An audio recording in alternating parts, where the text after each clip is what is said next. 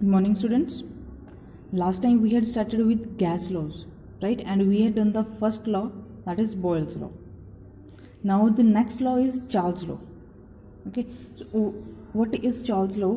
जो last time हमने Boyle's law किया था उसमें क्या था कि जो टेम्परेचर कांस्टेंट टेम्परेचर पे प्रेशर और वॉल्यूम इनवर्सली वेरी करती थी, है ना, eight constant temperature and constant and in दोनों पे टेम्परेचर और अमाउंट ऑफ सब्सटेंस दोनों कांस्टेंट थे और प्रेशर और वॉल्यूम इनवर्सली रिलेट करते थे एक दूसरे से.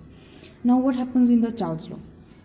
According to Charles law pressure is constant, ठीक है ना. जो बॉयल्स लॉ था वहाँ पे टेम्परेचर कांस्टेंट था and in Charles law pressure is constant. Okay, और कांस्टेंट प्रेशर पे वॉल्यूम ऑफ गैस इधर इंक्रीजेज और decreases by the factor of 1/273 of volume at 0 degree C, ठीक ना. जो वॉल्यूम 0 डिग्री सेल्सियस पे उसको हम कैसे लिखेंगे?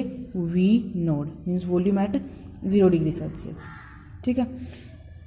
सो for 1 degree rise in temperature, अगर इन्होंने कहा ना कि जो वॉल्यूम है इट इधर इंक्रीजेज और decreases by this much factor, ठीक है ना. And this 1/273 is multiple of 1/273 of volume at 0 degree Celsius, means 1/273 into volume at 0 degree Celsius. So 1 degree rise के लिए जो वॉल्यूम इंक्रीज हो रही है that is this much. And if we take it for T degree Celsius, means temperature की कुछ भी value हो सकती है यहाँ पे, like 50 degree Celsius, 100 degree Celsius, 175, any value of temperature. So for that T degree Celsius volume becomes V node into 1/273 into T temperature. जितना temperature rise हो रखा है मल्टीप्लाई कर देंगे उसको दिस वैल्यू के साथ. Okay, so this volume increase was for 1 degree rise in temperature and this volume is for T degree Celsius rise in temperature. Now volume at T degree Celsius, वो total volume जो आएगी T degree Celsius temperature पे, that will be equals to initial volume plus increase in volume. जितनी volume initial थी, initial volume कितनी है?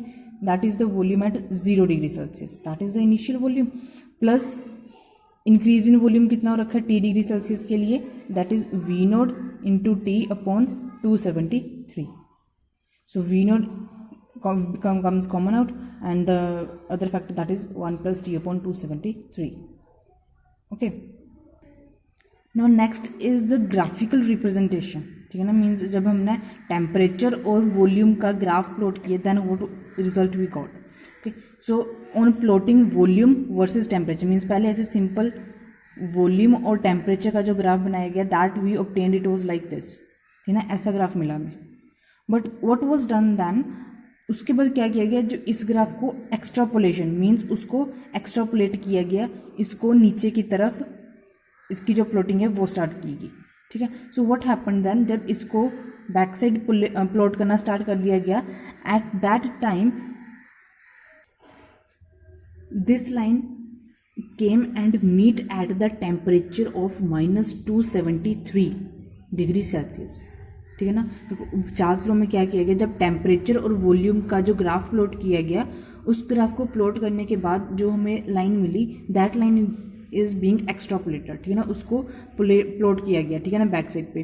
तो जब उसको दिस साइड प्लॉट किया गया then it came this line came like this and it meet at the temperature. ये कौन से टेम्परेचर पर आकर मीट करी? -270 सेल्सियस. सो इट मीन्स जब एक्सट्रापोलेशन कर रहे हैं then the straight line touches the horizontal axis. ये जो स्ट्रेट लाइन आ रही है इस हॉरिजॉन्टल एक्सिस को टच कर रही है and on this horizontal axis what is varying? Temperature. X axis के अलोंग कौन वेरी कर रहा है, कौन सा वेरिएबल है यहाँ पे? Temperature. And on this axis at this point it means volume is 0. इस लाइन पे टेम्परेचर वेरी कर रहा है और volume is alongside Y axis, ठीक है. तो इस साइड पे एक्स एक्सिस पे जो वॉल्यूम है उसकी वैल्यू कितनी है? 0, ठीक है. और टेम्परेचर आकर इस वैल्यू पे मीट कर रहा है, ठीक है. सो मीन्स जो स्ट्रेट लाइन हॉरिजॉन्टल एक्सिस को मीट कर रही है that is eight the temperature -273 degree Celsius. And at that straight line which is touching the horizontal axis, it represents the 0 volume because the value of volume over this line is 0. But जो volume है वो 0 और negative नहीं हो सकती, ठीक है ना. It means that -273 is lowest temperature. जो lowest temperature हो सकता है, the value of that lowest temperature is -273 degree Celsius, ठीक है ना. और जहाँ इस टेम्परेचर पे, इस लाइन पे जो वॉल्यूम है उसकी वैल्यू 0 है. It means what does this represent? It means that temperature does not depend upon the nature of the gas and pressure. It means जो टेम्परेचर है वो pressure and nature of the gas, इन दोनों factors पे जो temperature है वो depend नहीं करता. और जो -273.15 डिग्री सेल्सियस है, ये टेम्परेचर लोएस्ट टेम्परेचर है. This is the lowest temperature. और इस टेम्परेचर पे जो वैल्यू वॉल्यूम की 0 है, उससे हमें क्या पता चल रहा है कि जो टेम्परेचर है वो गैस की नेचर पे और प्रेशर पे, दोनों चीज़ों पे डिपेंड नहीं करता. Okay, so it is observe that at temperature -273 degree Celsius volume क्या हो जाती है? 0. इट मीन्स अगर हम टेम्परेचर को -273 डिग्री सेल्सियस से कम करेंगे, then the volume will become negative. So that is not possible, it is meaningless. So -273 is lowest temperature, and the lowest temperature is known as absolute zero temperature. Means the value of absolute zero temperature is -273 degree Celsius. Okay. Now there is an other alternative form of Charles law. So which is that we know about this formula. In the last derivation we had got this formula that Vt equals to V naught into 1 plus T upon 273 degrees Celsius. Now 273 is absolute zero temperature, right? So 273 can be written as T naught, and 273 plus जो जितना भी rise होगा temperature का, so that is written as simple T. Okay, so Vt equals to V naught into this numerator will change to T and denominator will change to T naught. Now this is the volume at 0 degree Celsius and this is the absolute zero temperature. So V naught and T naught, दोनों जो volume और temperature 0 degree Celsius पे, they will be written on one side, and volume at T degree Celsius and temperature that are written in another side. So we got Vt upon T equals to V naught upon T naught. It means जो volume और temperature की ratio at 0 degree Celsius equals to the ratio of the volume and temperature which is at T degree Celsius. It means volume upon temperature, ratio of the volume upon temperature becomes to be constant. It comes out to be constant. जितनी volume और temperature की ratio 0 degree Celsius पे है, उतनी ही उनकी ratio T degree Celsius पे होगी. Means 0 degree Celsius और T डिग्री सेल्सियस दोनों ratio these are the same. It means that volume upon temperature, the ratio of these two comes to be constant. So imagine that this constant is K2. Okay, so V will become equals to K2 into T. So it means if we remove the constant K, जब हमने last time किया था proportionality के sign को हटा रहे थे in P inversely proportional to P, when we removed proportionality sign we written here equality sign and constant K1. तो अगर जहाँ पे अब हमें कांस्टेंट को रिमूव करना हो, then the sign that will use over here is proportionality sign. So in the same way if we want to remove this constant, then what it can be written as V proportional to T. So at constant pressure volume is proportional to T. Now here is also the graphical representation of Charles law. So temperature in degree Celsius and volume towards y-axis, right? And here is the temperature in Kelvin along x-axis, and along y-axis we have taken volume. So the plot of this is like that. We just got these lines from here. हमें सिर्फ ये ऐसी वाली line से 3 lines थी. We just obtained these 3 lines, ठीक है ना? And the first line that we obtained is at pressure P1.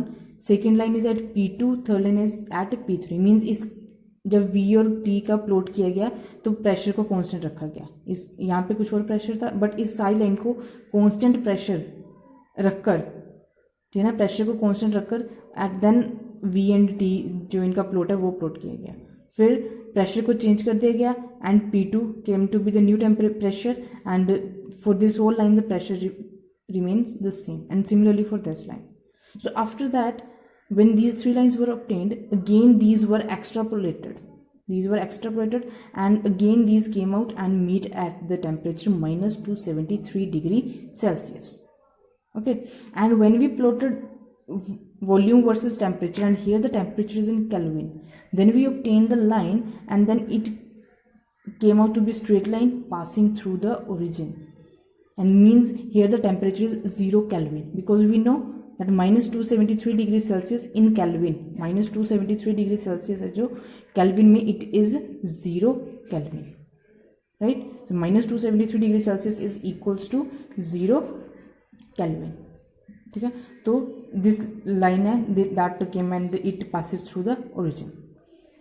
So in the Boyle's law also I told you that जब हमें ग्राफ्स कर्व्स मिलते हैं कांस्टेंट टेम्परेचर पे, उसको हम बोलते हैं isotherms. And here we obtained the curves at constant pressure. देखो इस पूरी लाइन के लिए कांस्टेंट था प्रेशर P1, इस पूरी लाइन के लिए भी जो हमने जो प्लॉट किया प्रेशर कांस्टेंट P2 था, एंड दिस प्लॉट के लिए भी जो प्रेशर था वो कांस्टेंट था P3.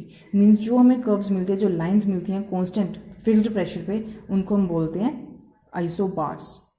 जो कांस्टेंट टेम्परेचर पे प्लॉट्स होते हैं that is isotherm, and at constant pressure that we obtain they are isobars. And what is the significance of this Charles law? Charles law, this law is being used in like hot air balloons.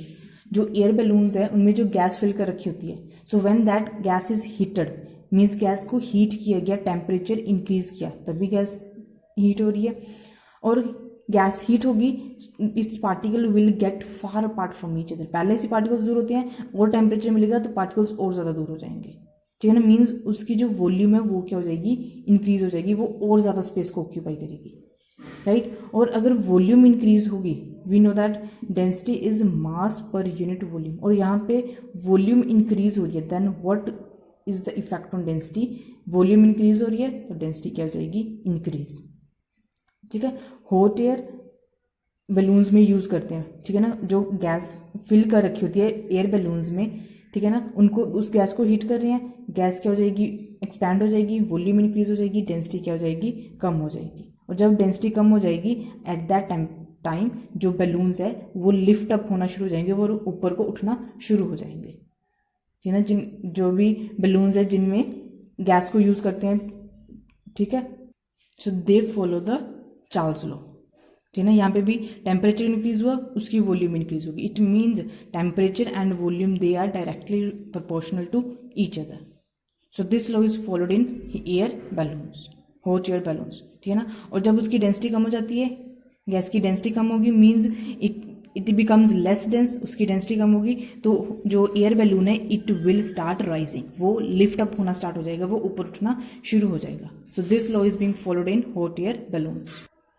Third law is Gay-Lussac's law.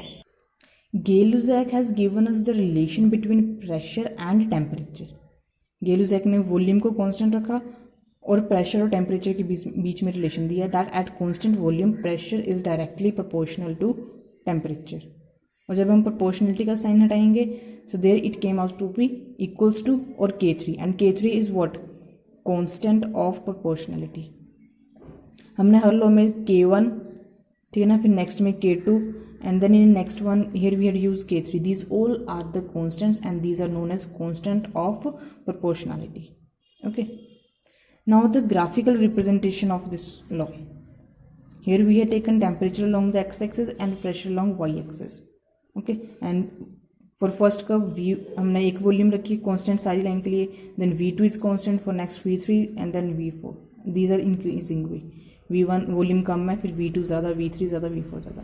In here also we go graph till here and then these are being extrapolated and then these all lines they matched at the point origin. Origin पर आकर ये सभी lines meet कर गई. Okay, so this is the Gay-Lussac law. Constant volume, pressure or temperature directly proportional. This is its graphical representation. And the curves at fixed volume. Fixed volume पे जो हमें curves मिलते हैं उनको हम बोलते हैं आइसोकोर्स.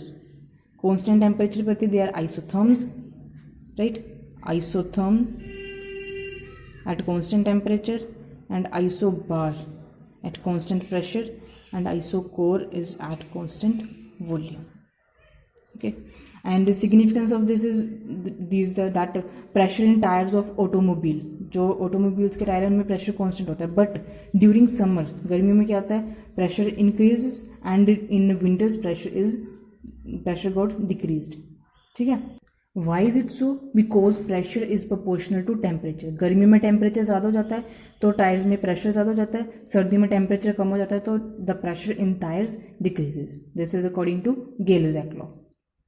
The next law is Avogadro law. This law is given by Avogadro, so it's named after his name. So Avogadro law के according at given temperature and pressure volume is directly proportional to amount of substance. Means V किसके proportional है? N के. ठीक है ना. So when we will हम जो जहाँ पे proportionality का साइन है, proportionality के साइन को हटाएंगे, then it will come, कौन सा साइन आ जाएगा? equals to का साइन आएगा और साथ में constant आएगा K4. So volume is proportional to N. और जब प्रोपोर्शनलिटी का साइन रिमूव करेंगे then the sign that will come over here, that is equality sign along with the constant. So we comes out to be equals to K4 into N. Okay, so this is the Avogadro law, and we had also read about the Avogadro law in chapter number 1. And what was that law? In chapter number 1 that we had read, that was also given by Avogadro. It means that at same temperature and pressure, means temperature और pressure को constant रखेंगे, then the volume of the gas contain equal number of molecules और equal amount of substance. जब temperature और pressure को constant रखा था, ठीक है ना, तब क्या होगा? जो वॉल्यूम है, जितनी वॉल्यूम होगी उतनी ही अमाउंट ऑफ सब्सटेंस होगी. ठीक है ना, डायरेक्टली रिलेट कर रही है. मीन्स अगर वॉल्यूम इंक्रीज करेगी तो number of amount of substance भी इंक्रीज करेगी, अगर वॉल्यूम डिक्रीज करेगी तो अमाउंट ऑफ सब्सटेंस भी डिक्रीज करेगी. This law we had also read in chapter number 1. Okay, so यहाँ से मैं क्या पता चला? टेम्परेचर प्रेशर कांस्टेंट है तो वॉल्यूम अमाउंट ऑफ सब्सटेंस ये दोनों आपस में डायरेक्टली रिलेट करते हैं. वॉल्यूम इंक्रीज हुई, number of amount of substance भी इंक्रीज होगी, वॉल्यूम डिक्रीज हुई तो अमाउंट ऑफ सब्सटेंस भी डिक्रीज हो जाएगी. Okay, so we also know that number of molecules equals to given mass upon molar mass. ये हमारे पास यहाँ पे n की वैल्यू होती है. ठीक है ना. इस n की वैल्यू को हम इस इक्वेशन में फिल करेंगे जो एवोगैड्रो लॉ की इक्वेशन है. So then what we get, that we know that v equals to K4 into N. So v equals to K4, n की वैल्यू कौन सी फिल कर दी हमने? Given mass upon molar mass. Okay, and K4 हमारे पास constant है जो, and this mass per unit volume, what does this gives? Mass per unit volume is density. ठीक है ना. इट मीन्स हमें यहाँ से क्या पता चल रहा है? जब हम इक्वालिटी और कांस्टेंट को हटाएंगे then we get that m is proportional to d. It means जो डेंसिटी है और मोलर मास है, these are directly related with each other. ठीक है ना, ये दोनों आपस में डायरेक्टली रिलेट कर रहे हैं. अगर मास इंक्रीज होगा तो डेंसिटी भी इंक्रीज होगी, अगर मास कम होगा तो डेंसिटी भी कम होगी. ओके, यहाँ पे हमने यहाँ पे मास और पहले वॉल्यूम इन दोनों को एक्सचेंज किया. Mass comes goes to that side and volume comes over this side. So mass per unit volume is density. So here we find that density and molar mass, these are directly related to each other. Okay, अभी तक हमने जो laws किए हैं, that Boyle's law, Charles law, Avogadro's law, तो जो gas in सभी laws को फॉलो करती है that gas is known as ideal gas. Means ये हाइपोथेटिकल कॉन्सेप्ट है. कोई भी चीज़ आइडियल नहीं हो सकती, कोई भी चीज़ 100% परफेक्ट नहीं हो सकती, but even then it is being assumed that कि जो गैस इन सभी लॉज को फॉलो करते हैं that gas is known as ideal gas equation. Sorry, that gas is known as ideal gas, and there is an equation for this ideal gas that is known as ideal gas equation. और उस equation को कैसे derive किया गया? That is being derived by combining the gas laws. जो हमने अभी तक गैस लॉज पढ़े हैं, Boyle's law, Charles law, Avogadro law, इन सभी लॉज को कंबाइन करके we got the ideal gas equation. So that's why this is next law is the combined gas law, and और another name for it is ideal gas equation. हमने जो Boyle's law पढ़ा, Charles law पढ़ा, इनमें क्या देखा कि जो बॉयल्स लॉ में हमें प्रेशर और वॉल्यूम की वेरिंग बताते हैं कि बॉयल्स लॉ में कैसे प्रेशर और वॉल्यूम रिलेट करते हैं, और चार्ल्स लॉ में हमें वॉल्यूम और टेम्परेचर के बारे में पता चलता है. ठीक है ना. और Avogadro law that tells us that volume is directly related to N. जब इन तीनों लॉज को कंबाइन किया गया, ठीक है ना, इन सभी लॉज को कंबाइन किया गया, देन हमने साइमल्टेनियसली मीन्स एक साथ इस चीज़ को नोट किया कि जो वॉल्यूम है उसके ऊपर प्रेशर और टेम्परेचर का क्या इफेक्ट हो रहा है. ठीक है ना. So that's why this is known as combined gas law, right. And how we derive the equation, it's here only. Boyle's law is volume inversely related to P at constant temperature and amount of gas. Charles' law gives volume is directly related to temperature at constant pressure and N. Avogadro laws give that volume is directly related to N at constant pressure and temperature. Now we will combine these three equations. Okay, on the left side we had volume सभी की, so it means that volume and then proportionality sign है, proportionality sign 1/p, right side पे इसकी क्या है t multiplied by t, here is n multiplied by n. So what we got that volume is directly proportional to nt upon p, and here it is that v is proportional to nt upon p. P will get to that side, pv equals to pv proportional to nt, और जब proportionality का sign हटाएंगे the constant that we will use over here is r. So r is constant of proportionality. R is also known as Molar gas constant. R is also known as universal gas constant. ठीक है ना, ये these all are the names for R. R को universal gas constant क्यों कहते हैं? क्योंकि जो R की वैल्यू है that is same for all gases. जो R की वैल्यू है वो सभी गैसेस के लिए सेम होती है, that's why it is known as universal gas constant, right? और now next is that if we will put n equals to 1, अगर हम n को 1 पुट करेंगे the equation comes out to be PV equals to RT, so which is known as ideal gas equation. जब n 1 हो जाता है at that time we got this equation which is PV equals to RT. ठीक है, but जो ideal gases होती हैं there is no exact ideal gas कोई भी एग्जिस्ट नहीं करती. इट इज जस्ट दैट जो रियल गैसेस है वो आइडियल गैस की तरह बिहेव करती हैं eight which conditions, at high temperature and low pressure. Temperature ज़्यादा हो जाता है और प्रेशर कम हो जाता है, उस टाइम पे जो आइडियल गैसेस है वो रियल गैसेस है जो that behave like the ideal gases. Okay, so this is combined gas law और it is known as ideal gas equation. It is also known as equation of state. It is also known as equation of state of gases because it gives us the relation between these four factors P, V, R and T. So it is known as equation of state of gases. Now next is what is the nature of R. हमने देखा यहाँ पे pressure, volume, temperature, amount of gases, और यहाँ पे अभी हमारे पास जो आइडियल गैस इक्वेशन है यहाँ पे नया फैक्टर आया that is R. Okay, so what is the nature of R, how does it varies. So from here this equation will get the value of R which is PV upon NT. So from this relation we will find about the nature of R, कि जो R है what does it signifies, what does it represents, हमें R से क्या पता चल रहा है. Okay, so R equals to pressure into volume upon N into T. N is amount of substance and T is temperature, and we know the formula of pressure is force per unit area and volume is length into breadth into height, means ये तीनों length होती हैं, so we'll write it as length cube. And N is in moles and temperature over here. Okay, so now force is there but area is what, area की value क्या होती है हमारे पास, area equals to length into breadth. Breadth is also type of length, means it is L square, so it is length square over here, and here length cube is over there upon moles into T. Length square है, यहाँ पे length cube है, सो यहाँ पे जो दो length है यहाँ पे क्या हो जाएगी, सब्ट्रैक्ट हो जाएगी. here we just get with remain with one length. So now what we are left over here with force into length upon moles into temperature. So here it is R equals to force into length upon moles into temperature. Force into length is work upon we have mole into temperature. So it means जो R है it represents work done. ये हमें क्या बताता है, work done per mole per temperature. Means when we are using 1 mole amount of gas, जब हम 1 mole amount of gas को यूज कर रहे हैं, 1 mole amount of gas is used at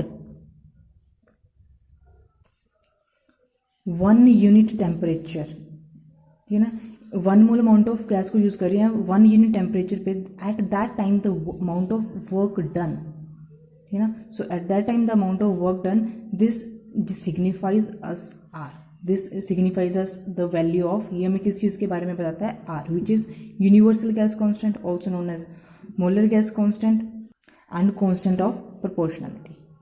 now the value of R, this is the nature of R. जो R है क्या represent करता है, ठीक है ना. We got the R from ideal gas equation, और इसकी नेचर क्या है we have read about. Now what are the values of R. जो आर है depending upon the unit of pressure and volume, ठीक है ना. प्रेशर और वॉल्यूम की कौन सी यूनिट को ले रहे हैं, ठीक है ना. According to that the value of R will change. Okay, so the first case is that if pressure is in atmosphere and volume is in liter, ठीक है ना. प्रेशर कौन सी यूनिट में है, एटमोसफियर, और volume is in litre, and we know the formula of R is P into V upon N into T. Okay, so the pressure is 1 atmosphere and volume, this also we had read in the earlier last chapters में, हमने इस चीज़ के बारे में पढ़ा है. जो 1 mole of gas होती है, 1 mole of gas at standard temperature pressure, it is that 1 mole of gas at standard temperature and pressure, it occupies 22.4 liter of volume. 1 mole of gas standard temperature pressure पे occupies 22.4 liter volume. If it liter में है then its value is 22.4, and if it is in milliliter then the value is 22,400 milliliter, right? So pressure is 1 atmosphere, value of volume is 22.4 liter, N is 1 mole, and temperature in Kelvin it is 273. So the value comes out to be 0.0821. ठीक है, और unit देखो क्या बनेगा यहाँ पे, atmosphere, litre per mole per kelvin. So this is the first value of R, and the value of R depends upon the unit of pressure and volume. If the pressure is in atmosphere and volume is in liter, the value of R is 0.0821 atmosphere liter per mole per Kelvin. Second case is if pressure is in atmosphere but volume is in milliliter, तो बाकी सारा कुछ तो same रहेगा. Volume की value क्या होगी, 22,400 millilitre. So at that time the value of R will be 82.1 atmosphere milliliter per Kelvin per mole, right? Now third case, if pressure is in Pascal and volume is in meter cube, at that time the value of R is 8.314 joule per mole per Kelvin. चलिए, अभी आप बोलोगे कि यहाँ पे तो pressure pascal में है, तो यहाँ पे पास्कल नहीं आया. So how is it being solved? As we know that value of R is PV upon NT, right? And here the pressure is in Pascal, and the value of 1 Pascal, जो 1 Pascal होता है, it equals to 10 raised to power, जहाँ पे जो 1 bar है that is equals to 10 raised to power 5 Pascal. Means यहाँ पे जो प्रेशर है it is in bars, but जो 1 bar है that is equals to 10 raised to power 5 Pascal. So that's why we had taken pressure in the units of Pascal over here, ठीक है ना. Otherwise जो प्रेशर है यहाँ पे कौन से स्टैंडर्ड प्रेशर लिया गया, कौन सी यूनिट है उसकी, बार यूनिट है, बट 1 बार है जो that is equals to 10 to power 5 pascal. So that's why value of pressure over here is 10 to power 5 pascal, and volume when pressure is in bar the value of the volume is 22.7 into 10 to power -3, N is 1 mole, and temperature जब pressure 1 bar होता है at that time the temperature is 273.5 Kelvin. Okay, जब pressure हमारे पास 1 atmosphere होता है at that time the temperature that we consider is 273 Kelvin. Okay, and here pressure is in bar, so the temperature is in 273.15 Kelvin. Okay, so after solving this we got the value 8.314. So that's okay, but here the units are Pascal, meter cube, per mole, per Kelvin. But the value of Pascal unit है जो उसकी value होती है Newton per metre square. ठीक है, जो हमने first video की थी उस चैप्टर में, वहाँ पे मैंने आपको पास्कल की यूनिट के बारे में बताया था, that pressure equals to force per unit area, और फोर्स की यूनिट होती है न्यूटन और एरिया की यूनिट होती है metre square. So newton per metre square, this unit is known as pascal. So that's why now here for Pascal I had written Newton per meter square. Then meter cube per mole per Kelvin. Here m raised to power 3, m raised to power minus 2. It will change to m raised to power 1. And जो Newton metre है, this is the unit of joule. इस unit को combined में क्या लिखते हैं, joule. So this way we got the value of R. So according to different units of pressure and volume, जो R की वैल्यू that varies. अभी अगर हम प्रेशर को बार में ले रहे हैं और वॉल्यूम डेसीमीटर क्यूब में ले रहे हैं, तब हमारे पास R की value is 0.0831 bar dm cube per mole per kelvin. So depending upon the value of pressure and volume that we are taking, the value of R is varying. So when pressure is in atmosphere and liter, the value of R is 0.0821. Okay, when pressure is in atmosphere and milliliter, then the value of R is 82.1. जब pressure हम बार या pascal में ले रहे हैं और साथ में वॉल्यूम मीटर क्यूब में है, देन द वैल्यू 8.314. जब प्रेशर बार में और वॉल्यूम डीएम क्यूब में है, तब जो आर की value that is 0.083 cube. It is decimetre cube, dm is decimetre cube. Okay, so this are the laws. हमने Boyle's law, Charles law, Gay-Lussac law, Avogadro law and combined law. We had done 5 laws till now, and we are just left with one law, that is Dalton's law of pressure. Okay, so that we'll do the next time. Okay, thank you.